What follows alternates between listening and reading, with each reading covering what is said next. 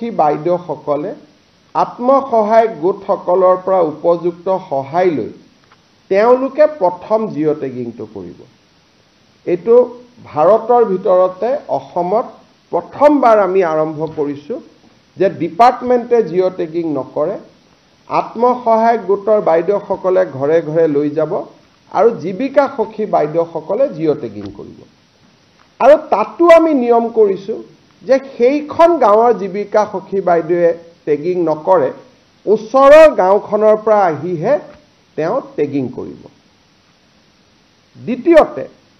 ইমানখিনি কৰাৰ পিছতো বহুতে ক'ব পাৰিব যে নহয় মোৰ তথাপিতো জিঅ' টেগিং নহ'ল। এইবাৰ আমি আৰু এটা ব্যৱস্থা কৰিছোঁ সেলফ জিঅ' টেগিং, অৰ্থাৎ মোৰ ঘৰটো মই নিজে জিঅ' টেগ কৰি দিব পাৰোঁ। মোৰ ঘৰটো কেঁচা ঘৰ, ঘৰটোৰ মই ফটোখন লৈ মই নাম এড্ৰেছ লৈ জিঅ' টেগিং কৰি দিব পাৰোঁ। তাৰমানে আমি দুটা নতুন কাম কৰিলোঁ। এটা হ'ল সেলফ জিঅ' টেগিং, অৰ্থাৎ নিজেই নিজৰ ঘৰটোক জিঅ' টেগ কৰি দিব পাৰিব, আৰু আত্মসহায়ক গোটৰ বাইদেউসকলৰ সহযোগত জীৱিকা সখী বাইদেউসকলে জিঅ' টেগিং কৰি দিব। আৰু কোনোবাই যদি এই ক্ষেত্ৰত টেকন'লজি নাজানিব, জিঅ' টেগিং কৰিব নাজানে, গাঁৱৰ কোনোবা মানুহে যদি দুখীয়া পৰিয়ালটোক সহায়ো কৰি দিয়ে জিঅ' টেগিং কৰিবৰ কাৰণে, আত্মীয়ও জিঅ' টেগিং কৰি দিয়ে, মই বিধৱা মানুহ, মই নিজে নোৱাৰোঁ, কিন্তু ডেকা ল'ৰা এটা গাঁৱৰ মাতি আনি মই ক'লোঁ যে মোৰ ঘৰটো জিঅ' টেগিং কৰি দিয়ক, তেওঁ তাতো জিঅ' টেগিং কৰিব পাৰিব। অসমত প্ৰথমবাৰৰ বাবে আমি এই ধৰণৰ ব্যৱস্থা হাতত লৈছোঁ। যেতিয়া সকলো জিঅ' টেগিং হৈ যাব, শেষত মাত্ৰ পঞ্চায়ত ডিপাৰ্টমেণ্টৰ মানুহখিনিয়ে গৈ এটা চেকিং কৰিব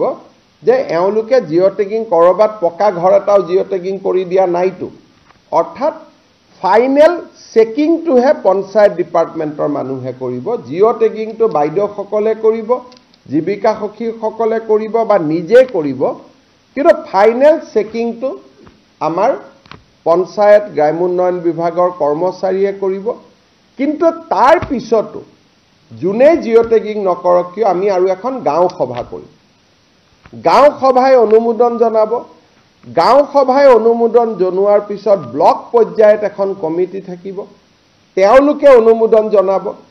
আৰু জিলা পৰ্যায়ত অভিভাৱক মন্ত্ৰী সহিতে এখন কমিটি থাকিব।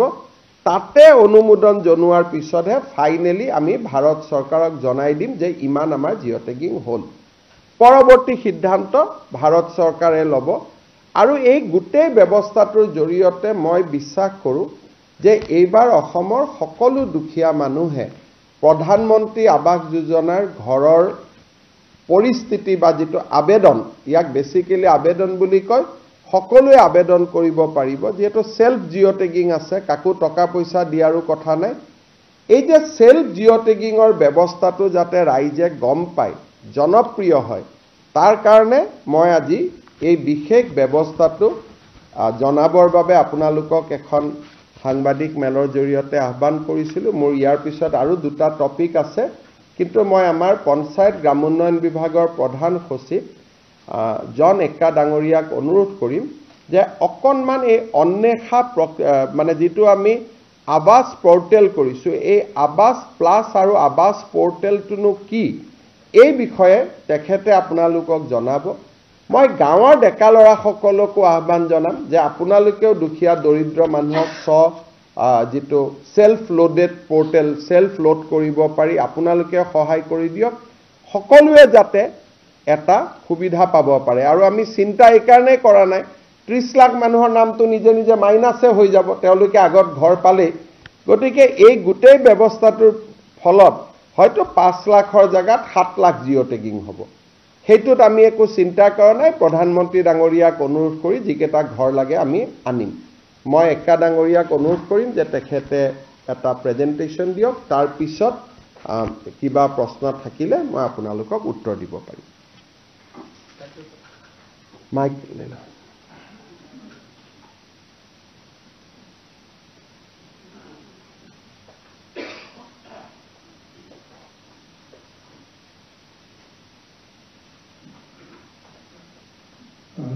Thank you, sir.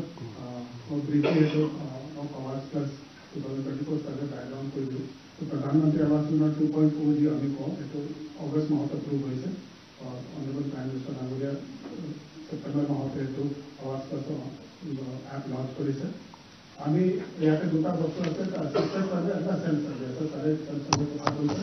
Assistant survey মানে দি বেনিফিশিয়ারি নিজে সেলফ সার্ভে করবো না এখানে অ্যানালিসিস করবো না অ্যাসিস্টেন্ট সার্ভে ব্যবস্থা আছে বাট বিফোর দ্যাট যেটা আমার মুখ্যমন্ত্রী মহোদয় করেছিলেন in Assam we are with the help of SSG আমি এইটো সার্ভে কৰিব লৈছোঁ এণ্ড এইটো পৰ্টেল বনাইছোঁ তাত পৰ্টেল মেবি আমি আছা এতিয়ালৈকে আমি যে প্ৰথম যে সাৰ্ভে হৈছিলে 2023 was আমি target price 20 lakh 51,000 target almost 90 lakh 70,000 dollar ঘর কমপ্লিট কৰিছো 24-25 আমি এতিয়ালৈকে 5,59,000 target পাইছো sanction 5,03,000 হৈছে তাৰে কৈছে 3,88,000 ইয়াৰ ভিতৰত সোমাই আছে এটা 19 হেতু sanction লেটাৰ দিয়া হ'ব so that would be there and since 2016 এতিয়ালৈকে 90,94,000 ঘৰ কমপ্লিট হৈছে प्रथम जैसे 2011 सर्वे होते ताते परमानेंट रिसोर्स तो हमारे 15,79,000 आसले ताकि 15,04,000 सैंक्शन होइसे एंड 14,74,000 कंप्लीट होइसे 2018 जब हम सर्वे करिसलो आवास पर सर्वे करिसलो ताते हम परमानेंट रिसोर्स 14,85,000 आसले एटाके हम ऑलरेडी 11,06,000 पाइसो तार 10,45,000 सैंक्शन करिसो और एटाके 5,20,000 कंप्लीट होइसे इधर जो हमें टारगेट दिन पावन किया था हर वर्ष efficiency of the bottom 3,78,000 is the target that we are trying to get even next year, next financial year. This is the target at 3,88,000 distribution over on 19th March. This is the number that is there. ये तो हमें LSC wise number हमें यहाँ पे बनाए जिसको उनको LSC किमान है तो वो now हमें ये तो जे अन्वेषा जी बोले जी कोई सो हमारा जो फोटो बनाए सो এটা আমি কেনে কৰিছো 2011 সার্ভে হৈছিল তারপর 2018 হৈছিল এতিয়াও বহুত মানুহ থাকি গৈছে so now through this portal what we are going to do is through the help of self help groups Sakhi we are going to do the survey ইয়াতে আমার দুটা ক্রাইটেরিয়া আছে এলিজিবিলিটি ক্রাইটেরিয়া আছে কোন অটোমেটিকলি ইনক্লুড होगा these are those people household without any shelter destitute living on alms manual scavenger primitive tribal groups legally released bonded labor है तो automatically एक लिस्ट में इंक्लूड होगा लगे and those who are exclude को होगा motorise जार घर मोटराइज 3 व्हीलर 4 व्हीलर আছে mechanised 3 wheeler 4 wheeler agriculture equipment আছে किसान क्रेडिट कार्ड 50,000 बेसी আছে household having government employees household having non agriculture enterprise registered with the government और फैमिली इनकम 15,000 से बेसी होगा ये तो आगे 10,000 আছে paying income tax paying professional tax agriculture land with more than 2.5 acres irrigated land and with 5 acre of unirrigated land আছে এক্ষেত্রে তাকে বেশি আছে তো ওটা এক্সক্লুড হবে as per আমি যেটা গভর্নমেন্ট বিচাৰিছো আমি কাঁচা ঘৰৰ কাৰণে এটা আমাৰ বাকি স্টেটত কি হয় 3 room থাকিলে এটা তো পাকা ঘৰ মানি লয় but in case of Assam they have accepted that 3 room পলে because they have lot of rain here so তেখেতে যদি জোৱাৰ কাঁচা হয় তেখেতে কাঁচা ঘৰ মানি লৈছে this is the definition of what is a pakka wall আমি এটো ইয়াতে দিয়ে দিছো আমি আপোনালোকক শেয়ার কৰি দিম পাছত and in case of tea garden also the people who are staying in tea garden but the companies या घर আছে তেখেতে হাউস হোমলেস হিচাপে ধৰা হ'ব কিন্তু এটা কমপ্লিট কোৱাৰ্টাৰ নিজৰ নহয় তো তেখেতে দিয়া যাব তাতে পাৰ্মানেন্ট এন্ড টেম্পৰেৰী ওয়াৰ্কাৰৰ কাৰণে এবাৰ যদি সাৰ্ভে কৰিম আমি ইনক্লুড কৰিম so they are also included in this this is the timeline আমার অলরেডি হেতু ক্ষেত্ৰত অ্যাওয়াৰনেস আমি অলৰেডি স্টাৰ্ট কৰিছো 8 মাৰ্চত গাঁও সভা হৈছিলে তাৰপৰে স্টাৰ্ট কৰি দিছো और এতিয়া কি সাক্ষী সকল আছে তেখেতে সাৰ্ভে 17 মাৰ্চৰ পৰা স্টাৰ্ট কৰি দিব আমি লজৰ সময় লৈছো এটো and in every গাঁও panchayat there will be 2 to 3 সাক্ষী who will do this survey এটো সার্ভে যেটা লিস্ট হ'ব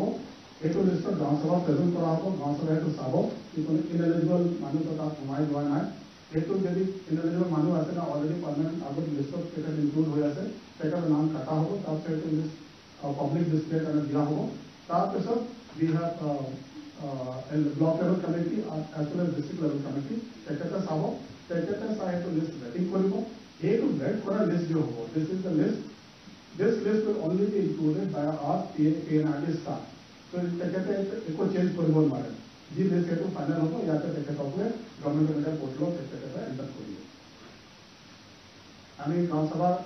কথা কৈছোঁ তেখেত এৱেৰনেছ ক্ৰিয়েট কৰিবলৈ হ'ব field survey from 17 March to 26 March 10 days আমি দিছোঁ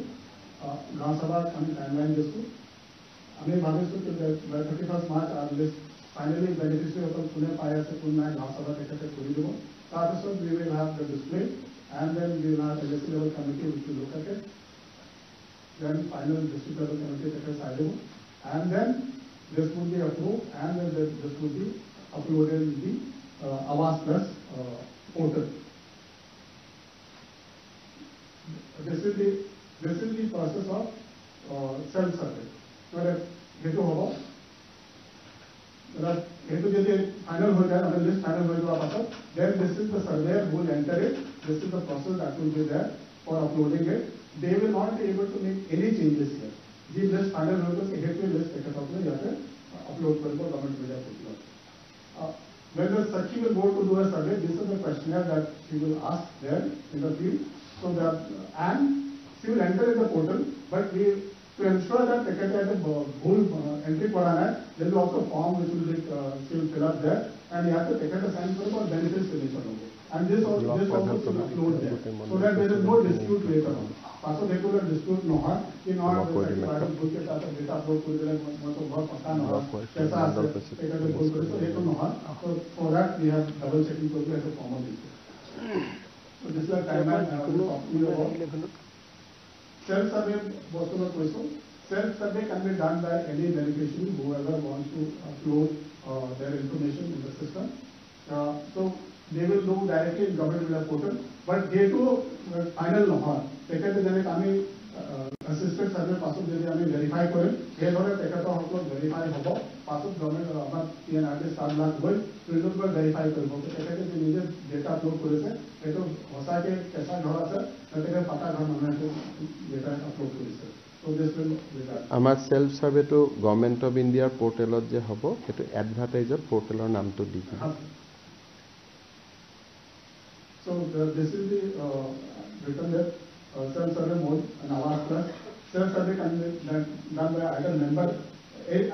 of a beneficiary household. Self-survey करते face authentication होगा आधार होगा लगेगा. The first part of the survey requires gathering personal information of all the household members, including their Aadhaar number, mobile number, and social economic data. This time, government is very particular that the beneficiary होगा तो आधार होगा लगेगा. Because through Aadhaar they pass check करेंगे. कि होता कि ये मामला दुखिया और ना हो. So एबार हमें कुरुम एने का भावी लोग से क्या हमें डेटा अपलोड कर दिया हमें बहुत पाएगा. ये तो pass back end Aadhaar number ये तो वेरिफिकेशन होगा. Now our आधार में link to all our transactions, वस्तु का प्रॉपर्टी वाला का वैसे लिंक हो जाते हैं तो क्या है कि हमें बेसिक फर्जी प्रोग्राम स्कोप ना करें. The self-survey will be corroborated by the designated surveyor. Then once uploaded, the self-survey will be made available for the surveyor to check. After that, there will be Gram Sabha, which will again look at it. Gram Sabha approves for Pasote, then that will be uploaded and then affiliate authority will give a final approval and this will then be added to the list. Self-survey, because I mean, who will conduct it, beneficiary himself or take up the family member for the paribo. Aadhaar-based eKYC and face authentication hoga lagibo. Data should be uploaded, entered by the beneficiary. Verification will have to be done by the surveyor. And this will again be approved by the Gram Sabha. In case this, we are saying third Gram Sabha because first Gram Sabha is awareness, second Gram Sabha is Sakhi which one has to verify Kodula, and this is the third Gram Sabha. So this is in brief, this was on the 19th program that I was told you about. So আপোনালোকে বুজি পালে যে 17 পৰা 31 মাৰ্চলৈকে এটা অসমত বিশাল অভিযান এটা হ'ব. বাতৰি কাকতত বিজ্ঞাপনত আমি বুজাই দিম যে সেলফ কেনেকৈ কৰিব লাগে, সেলফ এসেসমেন্ট বা সেলফ লোডিং জীৱিকা সখীয়ে কৰিব, ব্লক ডিস্ট্ৰিক্টে এপ্ৰুভ কৰিব. আমাৰ যেটো পঞ্চায়তৰ কৰ্মচাৰীসকলৰ ভূমিকা একেবাৰে সীমাবদ্ধ হ'ব. এপ্ৰুভ লিষ্টখনহে তেওঁলোকে মাত্ৰ আপলোড কৰিব. মই ভাবো যে এই গোটেই ব্যৱস্থাটোৱে দুৰ্নীতিৰ অভিযোগখিনি নোহোৱা কৰিব. এতিয়া মই তৃতীয় এটা বিষয়লৈ আহিছোঁ প্ৰথম আপোনালোকক মই জনালো যে নিৰ্বাচিত হৈ থকা সকলে 19 তাৰিখে ঘৰ পাব আৰু বাকি 3,08,000 অহাবাৰ পাব আৰু যোন তালিকাত নাই 17 পৰা 31 তাৰিখলৈকে তেওঁলোকে নিজৰ নাম তালিকাত সোমাবলৈ এটা সুবিধা পাব এতিয়া আমি আহিছোঁ অসম চৰকাৰৰ বাজেটলৈ বাজেটত আমি যিবিলাক আঁচনি ঘোষণা কৰিছিলোঁ আমি প্ৰচেষ্টা কৰিছোঁ যে ইমিডিয়েটলি যাতে এই আঁচনিবিলাক আমি ধৰাতললৈ লৈ আহিব পাৰোঁ আমাৰ এটা ফ্লেগশিপ স্কিম আমি এনাউন্স কৰিছিলোঁ মুখ্যমন্ত্ৰীৰ মহিলা উদ্যমিতা আঁচনি এই আঁচনিটো হ'ল বেসিক্যালি যে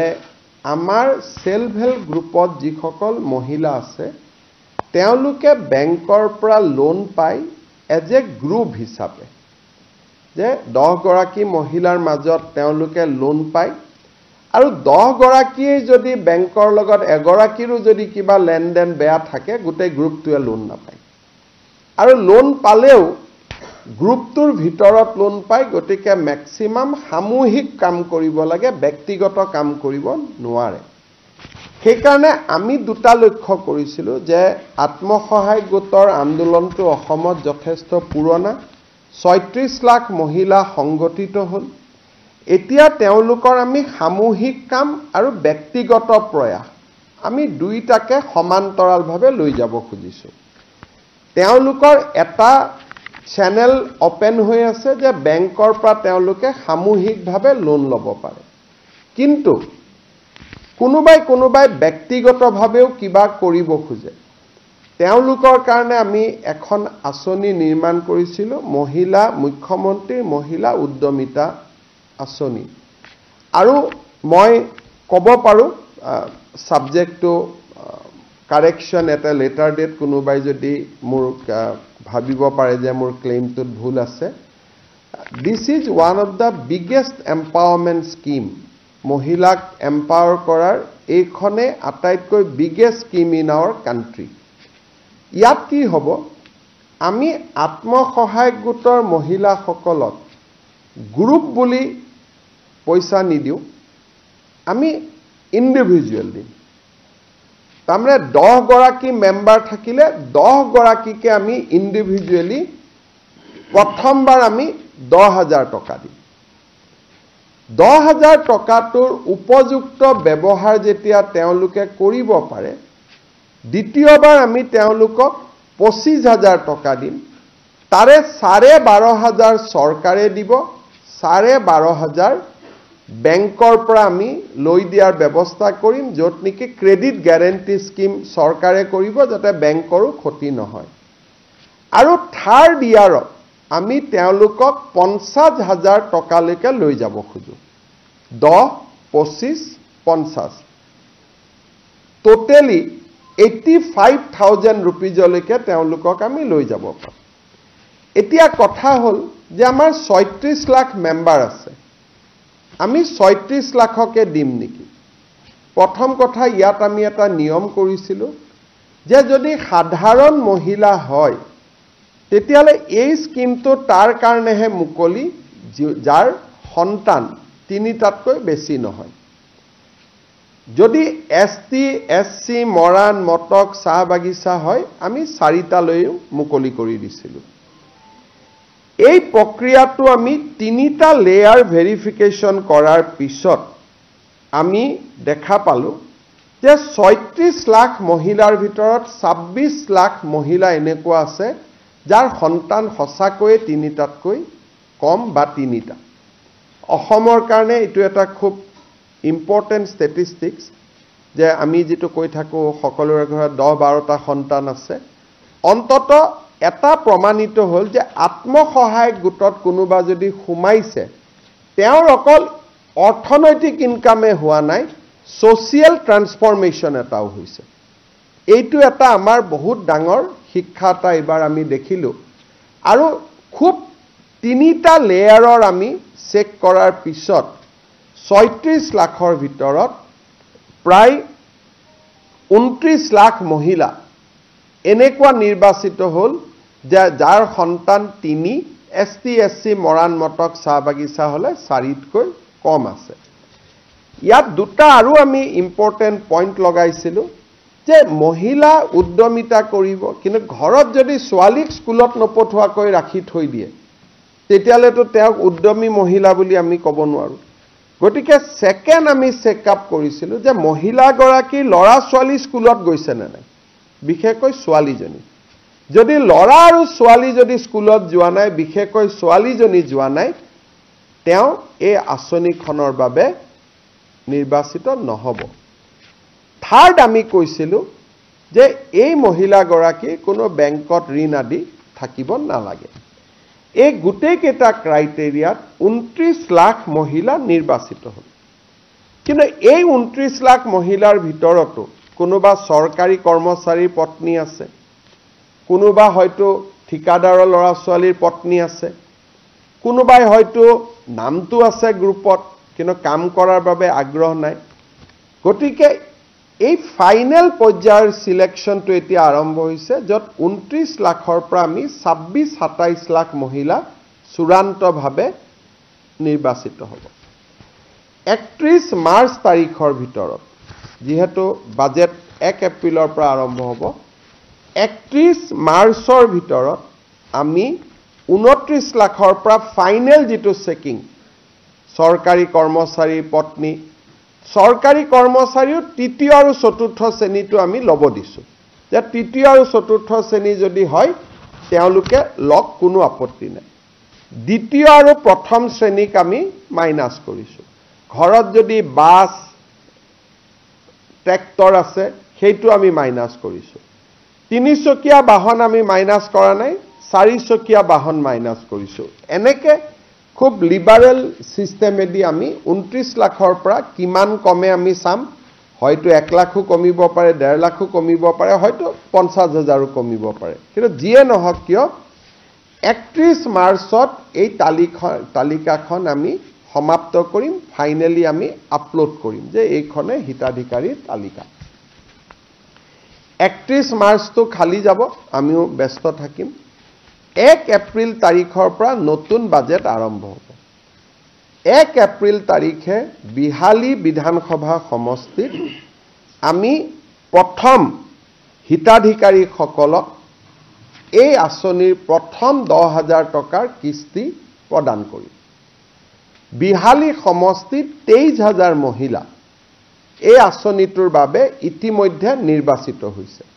আৰু এই 23,000 মহিলাক আমি একোখনকৈ চেক দি আমি তেওঁলোকক সিদিনাখনে সভাতে আমি তেওঁলোকক চেক এখন দি দিম আৰু চেক আমি কিয় দিছো কেতিয়াবা বেংকত গৈ টকা পৰি থাকে KYC নকৰে কিবা নকৰে চৰকাৰৰ লছ হয় আৰু মহিলাগৰাকীয়েও টকা নাপায় চেকখন পালে অন্তত মহিলাগৰাকীয়ে বেংকত ফিজিক্যালি চেকখন লৈ গলে তেওঁ একাউণ্টত যদি KYC আদি হৈও থকা নাই KYC আদি কৰি ল'ব পাৰিব তাৰ পিছত প্ৰত্যেক মাহত আমি এখন তালিকা দিম বাতৰি কাকতত প্ৰত্যেক মাহত 10-15টা সমষ্টিত আমি এই ধৰণে একোটা ফাংচন কৰি আমি এই পুঁজিটো বিতৰণ কৰি গৈ থাকিম আৰু ইয়াৰ সমান্তৰালভাৱে মহিলাসকলক আমি 3 দিনীয়াকৈ এটা প্ৰশিক্ষণো দি গৈ থাকিম যতে প্ৰশিক্ষণ শেষ হয় তাতে আমি আপোনালোকে ক'ব পাৰে যে 10টা সমষ্টি কেনেকৈ নিৰ্বাচিত হ'ব অৰ্থাৎ যতে প্ৰশিক্ষণ শেষ হয় তাতে আমি টকাটো দিয়াৰ আৰম্ভ কৰিম আমাৰ বাজেটৰ এইটো প্ৰথম এনাউন্সমেন্ট আমি পূৰণ কৰিবৰ কাৰণে গৈ আছো এইবাৰ সাধাৰণতে বাজেট পূৰণ কৰোতে সময় লাগে এইবাৰ আমি 1 এপ্ৰিলৰ পৰা আমি টাৰ্গেট লৈছো যাতে 1 এপ্ৰিলৰ পৰা আমি কামখিনি কৰিব পাৰো আৰু এইটো এটা অসমৰ ইতিহাসত অৰুণোদয়ৰ পিছত ওমেন এম্পাৱাৰমেন্টৰ এইটো আটাইতকৈ ডাঙৰ স্কিম কাৰণ এই স্কিমটোত নগৰৰ এতিয়া মই গাঁৱৰ সংখ্যাটো কলো কিন্তু নগৰৰ মহিলাসকলো ইয়াত আছে 3,200 কোটি টকা ৰাজ্য চৰকাৰে এইবাৰ এই আঁচনিটোত খৰচ কৰিব মুখ্যমন্ত্ৰীৰ মহিলা উদ্যমিতা আঁচনি আপোনালোকৰ যদি কিবা সুধিবলগীয়া আছে গোটেই 3টা কথাৰ ওপৰত আপোনালোকে সুধিব পাৰে গাঁও সভাখন গাঁও পঞ্চায়তৰ সেক্ৰেটাৰীয়ে আহ্বান কৰিব আৰু যেহেতু এতিয়া পঞ্চায়ত নাই গতিকে গাঁও পঞ্চায়তৰ সেক্ৰেটাৰীৰ উদ্যোগত গাঁওখন আহ্বান হ'ব আৰু তাতে আমি সভাপতিত্ব কৰাৰ কাৰণে গাঁৱৰ আটাইতকৈ জ্যেষ্ঠ নাগৰিকজনৰ নামটো আমি দিম যে দ্য মোষ্ট সিনিয়ৰ সিটিজেন যিজনে আছে গাঁৱত আটাইতকৈ যিজন জ্যেষ্ঠ নাগৰিক তেখেতে গাঁও সভাখনক সভাপতিত্ব কৰিব আমি একেবাৰে ট্ৰান্সপাৰেন্টলি আৰু খুব ধুনীয়াকৈ কৰিব খুজিছো যাতে কোনো ধৰণৰ খেলিমেলি নহয় গাঁও পঞ্চায়তৰ সেক্ৰেটাৰী গভৰ্ণমেণ্টৰ ফালৰ পৰা গাঁও পঞ্চায়তৰ সচিবগৰাকী থাকিব আৰু গাঁও পঞ্চায়তৰ সচিবগৰাকীয়ে সভাপতি এজন কৰিব লাগিব গতিকে সভাপতিজন সেই গাঁওখনৰ আটাইতকৈ জ্যেষ্ঠ নাগৰিকজনক কৰিব পাৰিব সভাত অহাৰ ভিতৰত আটাইতকৈ জ্যেষ্ঠ নাগৰিক যিহেতু হয়তো ঘৰত তেওঁ বেড ৰিডেনো হ'ব পাৰে কিন্তু সভাত অহাৰ ভিতৰত জ্যেষ্ঠ নাগৰিক বা গাঁৱৰ ৰিটায়াৰ্ড টিচাৰ আমি এটা ক্ৰাইটেৰিয়া দি দিম যাতে এজন মানুহে সভাপতিত্ব কৰিব পাৰে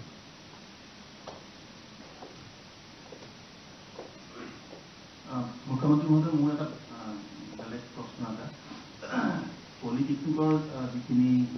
অব্যাহতি দিয়া হৈছে প্ৰবক্তা তেওঁলোকে আপোনাৰ হস্তক্ষেপ বিচাৰিছে আৰু তেওঁলোকে কৈছে যে শিক্ষামন্ত্ৰীয়ে যিখিনি কথা কৈছে তেওঁলোকে বিশ্বাস লোৱা নাই তেওঁলোকে অংশকালীন বুলি কোৱা হৈছে কিন্তু তেওঁলোকে দুটা কথা তেওঁলোক আপোনাৰ মুখতে হস্তক্ষেপ মই বুজাই দিছো 2017 চনত আমি পলিটেকনিক আৰু ইঞ্জিনিয়াৰিং কলেজত 370 গৰাকী অধ্যাপক অধ্যাপিকাক অংশকালীন হিচাপে আমি নিযুক্তি দিছিলো সেইটো আৰু সত্য অসত্যৰ কথা নাই সবৰ হাতত কাগজখনে আছে আৰু তেওঁলোকক পাৰ ক্লাছ হিচাপত বেতন দিয়া হৈছিল যে যিমানটা ক্লাছ কৰিব সিমানটা বেতন দিব তাৰ পিছত আমি তেখেতসকলক এটা প্ৰক্ৰিয়াৰ মাজেৰে কিছুক আমি এবজৰ্ভ কৰিলো আৰু এনেকে কিছুৱে ৰিজাইন দিও গুচি গ'ল 67 গৰাকী ৰিজাইন দিলে আৰু আমাৰ যেটো প্ৰক্ৰিয়াৰ মাজেৰে 133 গৰাকীয়ে সৰকাৰি চাকৰি পালে আৰু কিছুক ৰেগুলেশন 3F টো লোৱা গ'ল এতিয়া প্ৰশ্নটো হ'ল যে এই পলিটেকনিকৰ শিক্ষকসকলে গুৱাহাটী উচ্চ ন্যায়ালয়ত গ'ল যদি কোৰ্টত নগলেহেঁতেন আমাৰ লগতে কথাটো থাকিলেহেঁতেন কথাটো বেলেগ আছিলে কোৰ্টত তেওঁলোকে গ'ল আৰু কোৰ্টত তেওঁলোকে এটা আদেশ ললে গভৰ্ণমেণ্টৰ বিপৰীতে যে তেওঁলোকক চাকৰিৰ পৰা গুচাব নোৱাৰিব কিন্তু গুৱাহাটী উচ্চ ন্যায়ালয়ে তেওঁলোকক এটা সিদ্ধান্ত দিলে অৱশেষত যে নহয় কোনো কন্ট্ৰাকচুৱেল টিচাৰ চৰকাৰে ৰেগুলাৰ কৰিব নোৱাৰে অৰ্থাৎ মই যেটো বিধান সভাটো কৈছিলো এটো উচ্চ ন্যায়ালয়ে এটা গুৰুত্বপূৰ্ণ জাজমেন্ট দি কলে যে চৰকাৰৰ এটো অধিকাৰেই নাই কাকো ৰেগুলাৰাইজ কৰা গতিকে তেওঁলোকৰ জাগাত নতুনকৈ এপইন্টমেন্ট পোৱা শিক্ষকসকলে যোগদান কৰিলে যিসকলৰ চাকৰি গল তেওঁলোকো অসমীয়া তেওঁলোকো চুকা আৰু যিসকলে তাৰ জাগাত চাকৰিত সোমালে তেওঁলোকো অসমীয়া তেওঁলোকো চুকা এতিয়া যদি এখেতসকলক মই চাকৰি দিব লাগে যোগদান কৰাখিনিকো আকৌ উলিয়াব লাগিব তেতিয়া তেওঁলোকে আন্দোলন কৰিব এতিয়া মই এই গোটেই ঘটনাটো চাই পেলাই তিনিটা ব্যৱস্থা দেখিছো যে আমাৰ হাজু টিংখং আৰু মাজুলী তিনিখন পলিটেকনিক হ'ব গৈ আছে ইয়াৰ ভিতৰত যিসকলে উপযুক্ত আছে যিমান পোষ্ট আছে কিছুক আমি আকৌ অংশকালীন ভিত্তিত আমি ল'ব পাৰিম কিন্তু তেওঁলোকে ফাইনালি পৰীক্ষাত আকৌ এপিয়াৰ হ'ব লাগিব কিছুমানে কৈছে পৰীক্ষাত এপিয়াৰ হোৱাৰ কাৰণে এজ নাই লাগিলে আমি এজটো কণ্ডন কৰি দিম কিন্তু 3F ত চাকৰি কৰিলে এপিএসসিয়ে নিয়মীয়া নকৰিলে চাকৰিটো যায় সেইটো কথা সকলোৱে জানা কথা সকলোৱে মোক কৈছে ঠিক আছে মানৱীয়তাৰ খাতিৰত তিনিখন নতুন পলিটেকনিক আহিছে যাক যত যেনেকে পাৰে আমি একমোডেট কৰি দিম এজটো ৰিলেক্স কৰি দিম কিন্তু তেওঁলোকে পঢ়া শুনা কৰি যেহেতু মেধাবী বুলি নিজে কৈছে আৰু আমাৰ যেহেতু চাকৰিত ইঞ্জিনিয়াৰিং কলেজৰ প্ৰফেসৰ সকলে ইন্টাৰভিউ লয় তাত কোনো পলিটিক্যাল মানুহ নাই গতিকে মই আশা কৰিম অন্তত মেধাৰ ভিত্তিত পিছৰবাৰ তেওঁলোকে চাকৰি ল'ব কিন্তু গভৰ্ণমেণ্টত আজিকালি ডাঙৰ কথাটো হ'ল যে মেধাক বাদ দি মৰম কৰাৰ ইয়াত কোনো স্কোপ নাই কাৰণ যদি মৰম কৰিব যাওঁ যোগদান কৰাখিনিক আকৌ উলিয়াই দিব লাগিব তেতিয়া তেওঁলোকো আপোনালোকৰ ওচৰত আহিব সেইকাৰণে মোৰ এইটোৱে কথা যে মই এজ ৰিলেক্স কৰি দিম নতুন তিলিখন পলিটেকনিকক এওঁলোকক যাতে অন্তত লগে লগে চাকৰিটো নাযায় কাম কৰি থকাৰ সুবিধাও কৰি দিম কিন্তু সকলোকে পাৰো নে নোৱাৰো মই নাজানো মই চেক কৰি লওঁ কিন্তু ফাইনেলি তেওঁলোকে পৰীক্ষা দিবই লাগিব পৰীক্ষা নিদিয়াকৈ চাকৰি নহব এই কথাখিনি মই ভাবো যে চাকৰি এটা গলে মনটো বেয়া লাগে অলপ দুখো কৰে কিন্তু পুৱা কেইজনো জেনুইনে যোনে চাকৰি পাইছে তেওঁলোকৰ জায়গাত কোনো ৰাজস্থান মহাৰাষ্ট্ৰৰ পৰা কোনো অহা নাই অসমৰ ডেকা ল'ৰা ছোৱালীয়ে চাকৰি পাইছে ইমানটোৱে কথা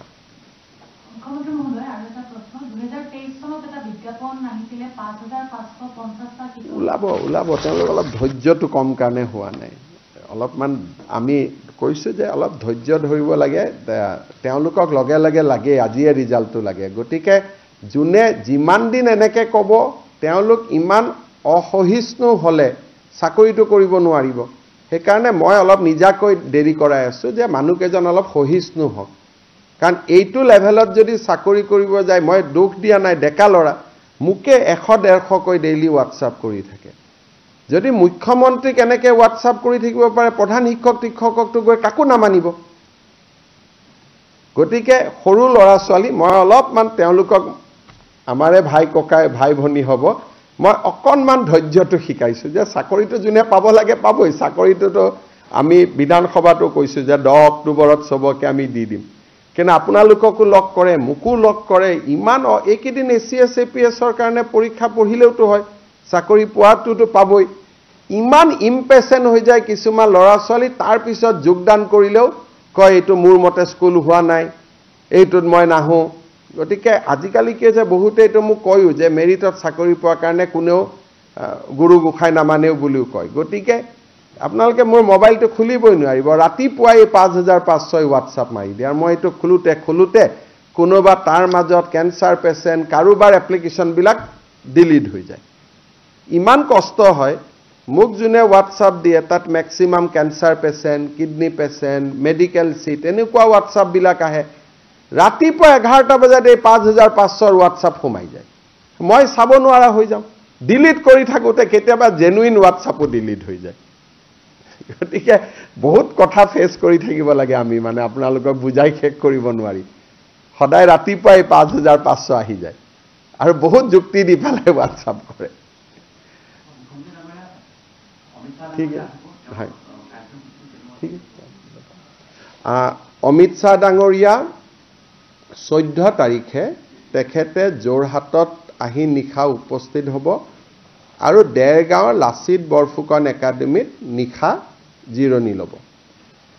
ৰাতিপুৱা 11 বজাত তেখেতে লাচিত বৰফুকন পুলিচ একাডেমীৰ নৱনিৰ্মিত ভৱনটো উদ্বোধন কৰিব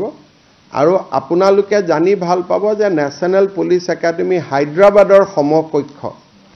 এটা সুন্দৰ ভৱন এটা অসম চৰকাৰে নিৰ্মাণ কৰি উলিয়াইছে তেখেতে সেই ভৱনটো উদ্বোধন কৰিব কৰি তেওঁ পুনৰ যোৰহাটলৈ গুচি যাব আৰু যোৰহাটৰ পৰা তেওঁ পুনে পুনে মিজোৰাম যাব মিজোৰামৰ ৰাইজৰ কাৰণে এটা খুব ভাল খবৰ যে অসম ৰাইফলছৰ হেডকোৱাৰ্টাৰটো আইজলৰ পৰা শিফ্ট হ'ব that's A very historic moment তাৰ পৰা তেখেত পুনৰ গুৱাহাটীলৈ ঘূৰি আহিব 15 তাৰিখে ৰাতি আৰু আমাৰ কইনাধৰাত নিশা কটাব এদিন দেৰগাঁৱত কটাব এদিন কইনাধৰাত কটাব 16 তাৰিখে ৰাতিপুৱা তেওঁ কোকৰাঝাৰ যাব আৰু দতমাত নিখিল বড়ো ছাত্ৰ সন্থাৰ অধিৱেশনত যোগদান কৰি তেওঁ পুনৰ গুৱাহাটীলৈ ঘূৰি আহিব আৰু ৰেডিসন ব্লু হোটেলত নৰ্থ ইষ্টৰ মুখ্যমন্ত্ৰীসকলৰ এখন সন্মিলনত অংশগ্ৰহণ কৰিব সন্মিলনখনৰ উদ্দেশ্য হ'ল যে উত্তৰ পূৰ্বত ভাৰতীয় ন্যায় সংহিতাৰ প্ৰয়োগ এই বিষয়টোত কোন ৰাজ্য কিমান আগবাঢ়িছে তাৰ ওপৰত প্ৰত্যেকখন ষ্টেটে একোটা প্ৰেজেন্টেশ্যন দিব আৰু 16 তাৰিখে নিশাই তেখেত নতুন দিল্লীলৈ উভতি যাব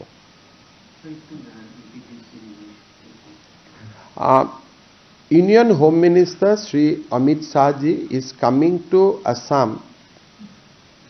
on 14th night. 15 morning he will inaugurate new buildings of Lasit Borphukan Police Academy. Thereafter he will fly to Aizawl, and after attending programs at Aizawl he will again come back to Guwahati and will stay overnight in Guwahati itself. On 16 morning he will address the annual conference of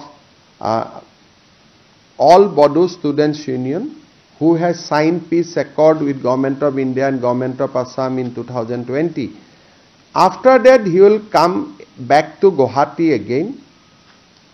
Afternoon he is going to have a meeting with the Chief Minister of Northeastern states, primarily to review the progress of implementation of Bharatiya Nyay Samhita. After that review meeting, 16th evening he will go back to New Delhi. Habo?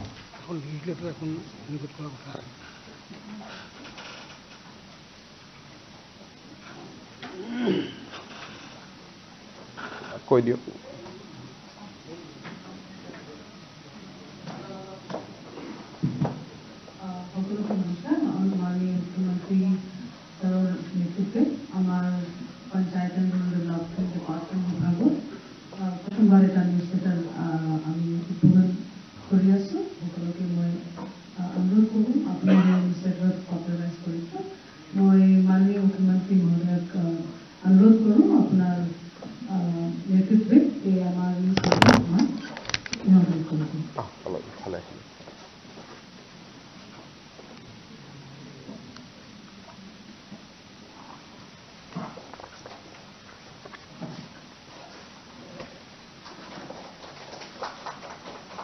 Thank you.